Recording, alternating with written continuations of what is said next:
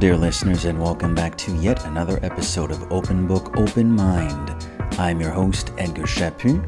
As we like to say here on Open Book, Open Mind, we don't have to love the book, we just have to read it and keep an open mind. We talk literature, history, science, politics, philosophy, what have you. Welcome to the show. In this week's episode, on today's episode, we are going to be talking about a book that I read last week. In a very short time span, because it was a very short book, but it really left a certain impact on me, an impact that I wasn't truly expecting, which was, I guess, quite apropos, given that I wasn't even expecting to read the book. Today we're going to be talking about Kim Thuy's Rue, or Rue, if you will. That is literally the letters R and the letter U, Rue, written by Kim Thuy. Who is Kim Thuy?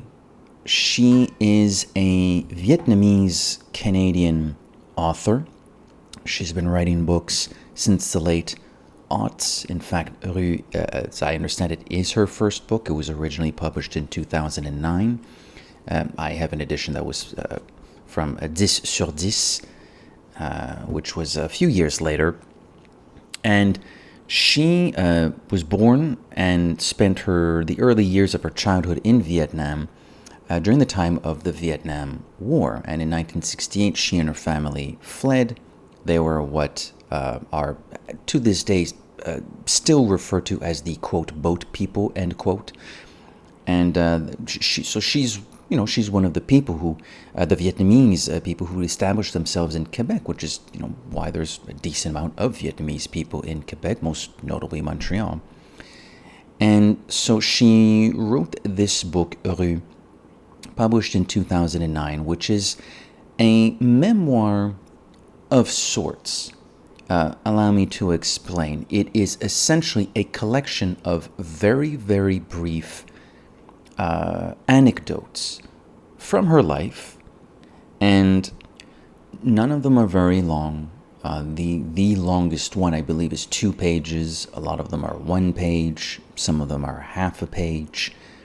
And it's memories told in non-sequential order about her time in Vietnam before leaving, her time in Vietnam when she returned there to do some work, her early days in Quebec, in Granby, her first loves, her experiences with her son. One of her sons suffers autism, as I understood it. And it's in non-sequential order. And it's not very long. It's barely 130 pages. It's a very quick read, but quite an impactful read. Now, I did not expect to be talking about this book. This was a purchase. Again, this is another recording that's really smack in the middle of summer 2025. At the time I'm speaking into the microphone, I think I bought the book maybe a month or 2 ago. Totally unexpected, went to a bookstore, picked up something else. The funny thing is, I couldn't tell you the book for which I went to the bookstore. I remember buying it, but I don't even remember what the book was. What I remember is seeing Kim Thuy's Rue on the shelf as I was heading toward the cash. And I don't know why. I saw it. I said, I think I know that author's name. I think I know that title. Turns out I was thinking about the film adaptation, a local film adaptation, a Québécois film, inspired by the book. And I thought, right, that film was well received, as I recall, and book was well received. It's not too expensive. Let's just pick it up. Not only doing, probably one of the reasons why I don't remember the actual book I went to the bookstore for is because I haven't read it yet. I've actually read Kim Thuy's Rue instead. So total happenstance, sort of the stars aligned for me to pick this up. And the connective tissue of the books we've been discussing this summer, it continues. It's spreading farther and farther wide out. Recall that not so long ago, we discussed Marguerite Duras' L'Amant, which is also autobiographical, although she doesn't actually quote herself in the book, but it's largely autobiographical about her time as a young French woman or teenager in what was then known as Indochina, but more specifically on the territory which today is known as Vietnam. So here's this other book, although written by someone originally from Vietnam, but who went to a French-speaking location and is writing about her memories. So very unexpected, I guess, spiritual sequel to La Main, although tonally they're quite different, to be fair. So this barely took a couple of days to read. I would read it at home, I would read it on my break at work, I would read it while commuting. And I think one of my main takeaways, well, actually, before I get to one of my main takeaways, this is clearly the summer where I'm trying to expand my horizons because, I don't read many Québécois books. Not to say that I've never read any, but very, very few. So this one, Rue, is one of the few I've ever read. And even then, it has a very interesting perspective because it's from someone who isn't even originally from Quebec. Although, to be fair, she spent most of her life here. She's probably more Québécoise than Vietnamese, probably. I would have to ask her, I guess. So there's another trend. Not only is there this thematic connective tissue with Marguerite Duras' La Main, but there's also thematic connective tissue in the sense that it's yet another book that I think under different circumstances and as I followed maybe my more regular traditional habits, I never would have even batted an eye at this book. So it's been an interesting summer. One of my main takeaways is how surprising the effect a single page can have on the reader. The book is a drama. There are some more lighthearted moments. There are some somewhat more funny, humorous moments, but for the most part, this is definitely a drama. When one escapes one's country because there's a war going on and too much poverty and borderline civil war going on, because remember there was the North Vietnam, South Vietnam, the communists. It's not going to be all fun and roses, fun and games. She relates her experience as the tide started to turn. She's more from the South. The communists came from the North. So the political change, the military change, the relative oppression they were living under. Soldiers were living in her childhood home at one point. The refugee camp in Thailand. Some of her early struggles in Quebec, although she has some nice things to say about her time here, and there's also more, not meta ideas, but this notion of her parents having come here with her, and yes, it was for them, for her parents themselves, in the sense that they probably didn't want to get killed in Vietnam, but really, when it comes down to it, the immigration to Quebec wasn't really for them. It was for Kim Thuy and her siblings. This lease on life and this leaf on finding joy and innocence and individuality and love and success and happiness. It wasn't so much for the parents themselves, but for Kim Thuy and her siblings. So there is some heady stuff in the book. And, I'm not going to... It's so short, and some of the I call them chapters, but they're really more like... They're not tone poems, because it's not poetry, but they kind of read like that sometimes, which itself is interesting. Kim Thuy has an interesting writing style. It's very elegiac. It's very emotionally driven, but literarily, did I make that up? Astute. She very good word choices, and the impact that it left on me, that many of these chapters left on me, was quite profound and in ways that I wasn't expecting. I'm not Vietnamese. I've never been to Vietnam. I haven't immigrated to anywhere else, but it goes to show just how important, easy but also important it is to establish those human connections between people who, at least originally, come from vastly different cultures and have lived different experiences. Despite those realities, despite those truths, we can still connect on many levels, most often an emotional level. I'm not saying I was bawling while I was reading some of these chapters, but some of them, a couple of them really did hit me hard. And not always the sad ones or the frustrating ones. Sometimes it was the slightly happier ones as well. How she and her family have. I understood it. Some of her siblings have actually become quite successful here. Her parents live, very comfortably here, and sometimes she'll think back to, what life was like in Vietnam. Hence the non-sequential order of the stories in which they're being told. So that immediate impact when reading just a page or half a page or 2 pages is quite interesting. And getting back to this notion that the stories are told non-sequentially, there are these clever, subtle ways of connecting the anecdotes. And it's usually at the end of a story, a smell, a color, a given name, a location, a thought, a feeling. A story will end with an allusion to anything like that, any of the things I just mentioned, and then the next story begins, and there's that bridge that closes the gap over the end, the conclusion of the previous story, and the commencement of the current one. And that bridge is, the smell, the taste, the given name, the act, the gesture. Even though it's not the same story, it's not a literal sequel. Again, a lot of these stories are not necessarily told in chronological order, but on an emotional level and in a thematic level, and I guess if you want to be a bit snooty about it, on an intellectual level, there are these clever, subtle ways in which the stories connect. So it is all connected. It is, after all, Kim Thuy's life. So it's obviously going to be connected. But again, despite the fact that it's so personal, it's written in such a way that makes it interestingly accessible.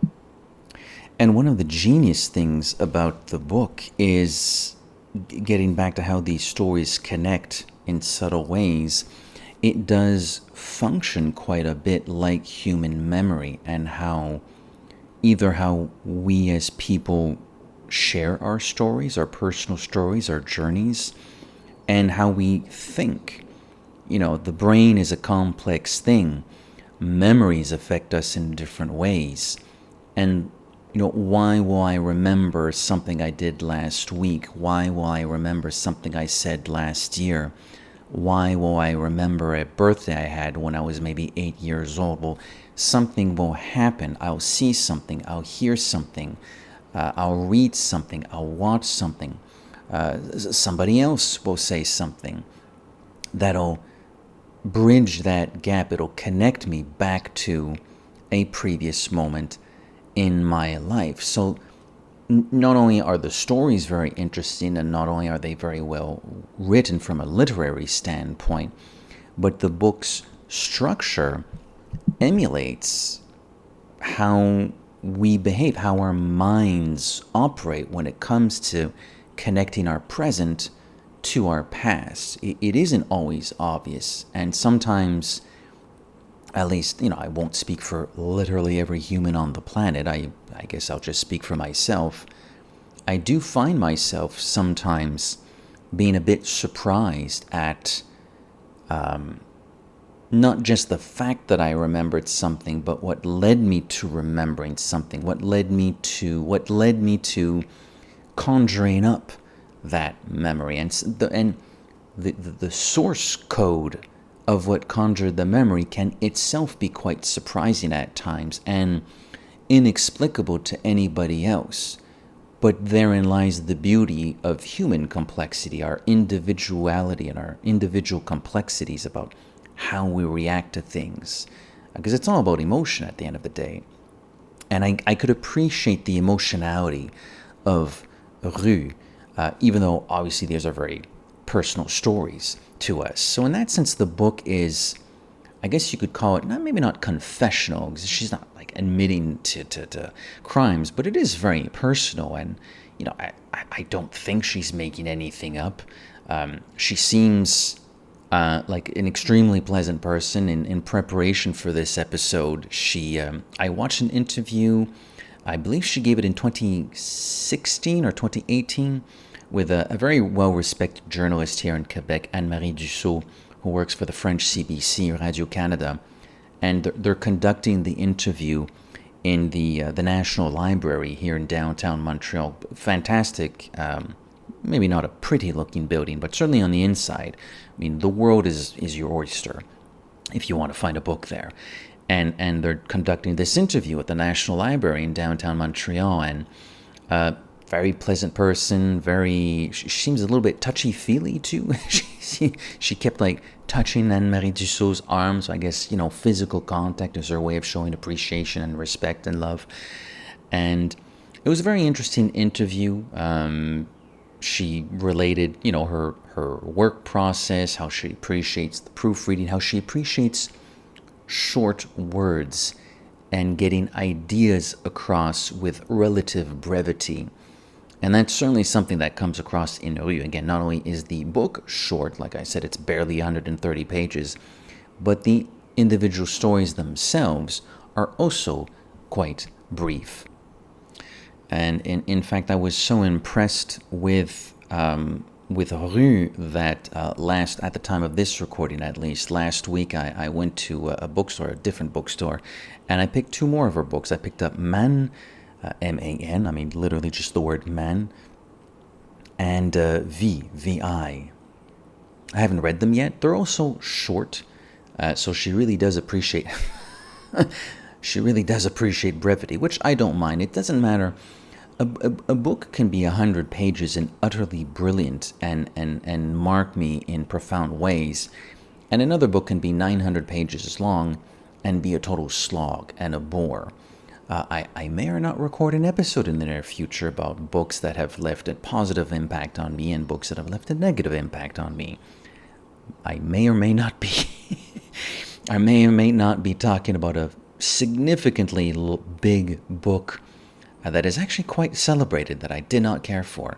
So when I read something in contrast, at least like Kim Thuy's Rue, I am not beholden, that's not the word I'm looking for, but I am left in amazement, and I bask in the joy and the glory of an author's, not just their prose, although that is a big element of why I like Rue so much, but their ability to communicate so much and tell certainly what feels like an entire life with brevity and in not too many pages and not too many words. That is a skill that is underappreciated, I think.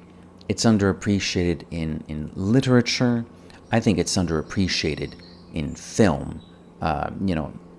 As I'm talking into this mic in the summer of 2025, I'd say it's been about 3, 4, 5 years right now where it feels like every Hollywood movie needs to be about 3 hours long. They really don't, but they feel like they need to be 3 hours long. And again, there are a lot of books that I've read that I like quite a bit, but they're a little bit long. Like, I don't quite understand why books, book XYZ is like 500 pages. I'm pretty sure this is like a 300-page story. Not sure where the other 200 pages came from. So I have a deep appreciation of what Kim Thuy accomplished. There you have it. That was another episode of Open Book, Open Mind. I've been your host, Edgar Chaput. I hope you enjoyed this episode. I hope you pick up Kim Thuy's Rue. It's a relatively famous book. It has been translated into English. I don't know if all her books have been translated into English, but this is kind of the Kim Thuy book. Whenever people mention her name, her body of work, people are usually referring to Rue. That's probably why they adapted it into a film. A movie I have not seen, by the way. I am curious to see what the movie's like. I'm not dying to see it. I think there's such a unique, special quality to this book that it feels a little bit like Normal People, which we also talked about a little while ago on this show, where I was aware that they made a streaming series about it, but the way it was written and the way the stories and the characters were communicated to the reader, I struggled to imagine what kind of a show that's supposed to be like. And I kind of get the same vibe with Rue. The film might be perfectly fine. I'm sure I will watch it at some point. But it's going to be a different experience. And I think I'm going to have to mentally prepare myself for an experience that's really not going to feel like the book at all. It's a very, very special book. So there you have it. Hope you enjoyed this episode. It certainly was a pleasure to discuss. I'm particularly chuffed that I read this book. I'm very, very happy with how much I liked it and the mere fact that I read it. So that's all for now. Thanks so much for listening, and we'll catch you on the next episode. Take care, guys. Cheers.